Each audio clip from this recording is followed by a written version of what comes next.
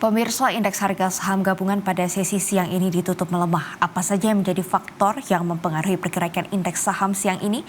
Kita akan segera bergabung dengan Jessica Wulandari langsung dari Studio Bursa Efek Indonesia. Jessica, apa yang menyebabkan IHSG ditutup melemah pada sesi 1 perdagangan hari ini? Ya, Mercy dan pemirsa, indeks harga saham gabungan kalau kita pantau pada perdagangan sesi 1 hari ini memang ditutup turun. Ini dikarenakan adanya koreksi secara teknikal dan pada siang hari ini penurunannya 0,38% di level 6.801 dengan trading value atau nilai transaksi berada di kisaran 4,2 triliun. Mercy, kalau kita memantau untuk pergerakan IHSG yang memimpin pelemahannya adalah Charon Pokpan yang turun 3,41%, Bukalapak yang melemah 3,23% dan Merdeka Cooper Gold yang terkoreksi 2,15%.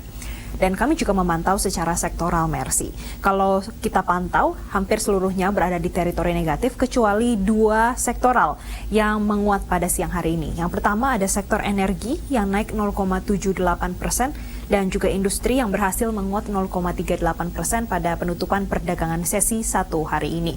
Untuk sektor energi, Mercy, kalau kita perhatikan dari kemarin hingga saat ini, meskipun IHSG berada di teritori negatif, masih berhasil menguat. Ini disebabkan adanya sektor energi mendapatkan efek commodity windfall yang tentunya ini berdampak pada pembagian dividen di tahun 2022 dan ini akan dibagikan pada tahun 2023. Kami sempat bertanya kepada analis, ini untuk dividen sektor energi yang pertama untuk dividen saham dari PTBA ini diprediksi sebesar Rp875 dengan dividen yieldnya mencapai 25%.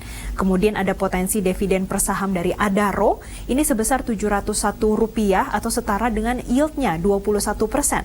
Dan juga yield dari Indo Tambang Raya besaran dividen yieldnya ini diprediksi di kisaran 10%.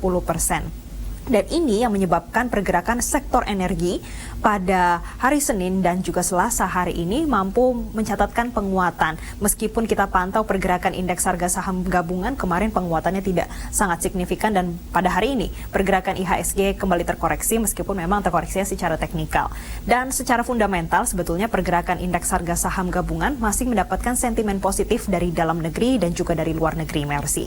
Yang pertama untuk dari dalam negeri ini masih dipengaruhi data dari Badan Pusat Statistik terkait dengan inflasi bulanan di Februari 2023 ini sebesar 0,18, maksud kami untuk bulan Maret di 0,18% dan kalau kita bandingkan dengan bulan Februari ini posisinya berada di level 0,16%. Meski demikian, kemarin juga sudah disampaikan oleh Badan Pusat Statistik masih perlu dilihat lagi inflasi terutama untuk bulan April 2023 karena akan ada Lebaran yang diprediksi akan jatuh pada tanggal 22 April 2023 dan ini bisa menyebabkan inflasi kembali melonjak pada bulan April. Kemudian, Mercy, selain adanya data dari BPS terkait inflasi di dalam negeri, ada data lain juga yang mempengaruhi pergerakan IHSG, yaitu terkait dengan PMI manufaktur atau Purchasing Managers Index yang kemarin juga dirilis oleh S&P Global yang mencatatkan Indonesia pada bulan Maret 2023 ini PMI manufakturnya masih berada di level ekspansif di level 51,9 atau ini naik dibandingkan pada bulan Februari yang posisinya berada di level 51,2.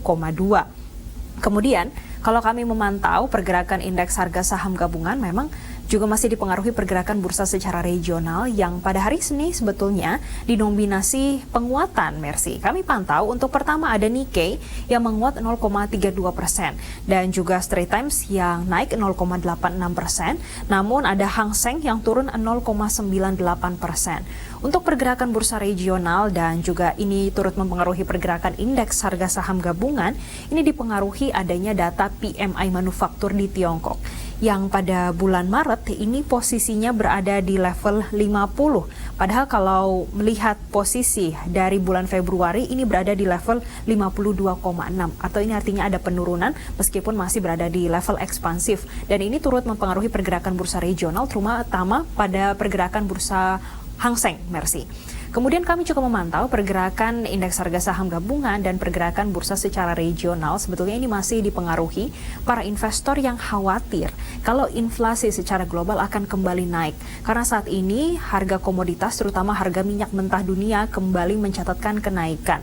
Bahkan analis menyampaikan komoditas minyak mentah dunia dalam waktu dekat bisa naik hingga 10 kenaikannya pertambahannya bisa mencapai $10 per barrelnya, yang mana posisi dari harga minyak mentah dunia saat ini masih berada di kisaran $85 per barrelnya. Dan sentimen ini mempengaruhi pergerakan indeks harga saham gabungan hingga sesi kedua nanti, Mercy. Untuk pergerakannya, analis memprediksi hari ini IHSG masih ada potensi penurunan atau koreksi, setidaknya akan ada di rentang 6.768 hingga 6.881 hingga penutupan perdagangan pada hari ini. Mercy. Ya, Jessica, kalau indeks harga saham gabungan ditutup melemah, bagaimana dengan posisi nilai tukar rupiah yang tadi pagi masih bergerak menguat? Saat ini posisinya seperti apa dan bagaimana dengan perkembangan harga komoditas? Menarik sekali, Mercy, untuk pergerakan nilai tukar rupiah ini berbeda dengan pergerakan indeks harga saham gabungan. Karena kami pantau untuk pergerakan nilai tukar rupiah saat ini menguat 0,37%, posisinya berada di level 14.916. Memang untuk penguatan nilai tukar rupiah ini masih dipengaruhi adanya inflasi di dalam negeri yang kemarin sudah dirilis untuk tahunannya berada di level 4,97%. Dan ini menyebabkan pergerakan nilai tukar rupiah masih menguat secara signifikan pada siang hari ini. Kemudian ditambah dengan adanya data dari Bank Indonesia terkait dengan aliran modal asing yang masuk selama bulan Januari hingga Maret 2023. Dan selama 3 bulan pertama ini untuk non-residen membeli neto 54,1 triliun rupiah di pasar SBN, sedangkan untuk di pasar saham ini 1,4 triliun rupiah.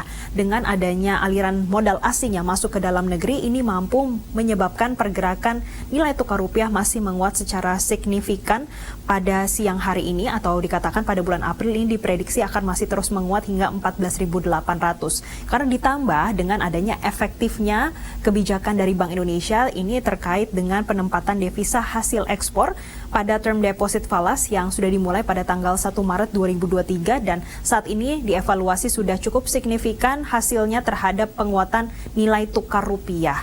Namun Mercy, terlepas dari itu kami juga memantau pergerakan indeks dolar yang pada siang hari ini masih mencatatkan penguatan.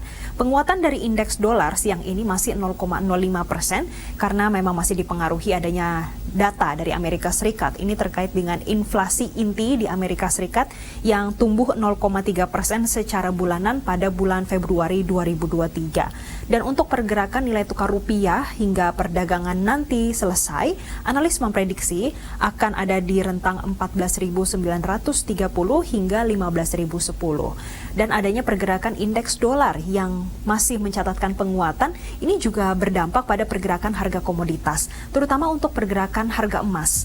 Yang kami pantau untuk COMEX Gold siang hari ini mencatatkan pelemahan 0,14%. Posisinya berada di level $1.997 per troy ounce-nya. Sedangkan untuk emas antam hingga saat ini masih mencatatkan kenaikan 0,5% di level Rp1.073.000 per gramnya. Kemudian yang menarik lainnya untuk pergerakan harga komoditas minyak mentah dunia. Kalau kita pantau pada hari Minggu malam kenaikannya 8%. Kemudian di hari Senin kemarin mencatatkan kenaikan hingga 5%. Pada siang hari ini untuk harga minyak mentah dunia penguatannya kompak 0,46%. Baik itu minyak WTI dan juga minyak Brent.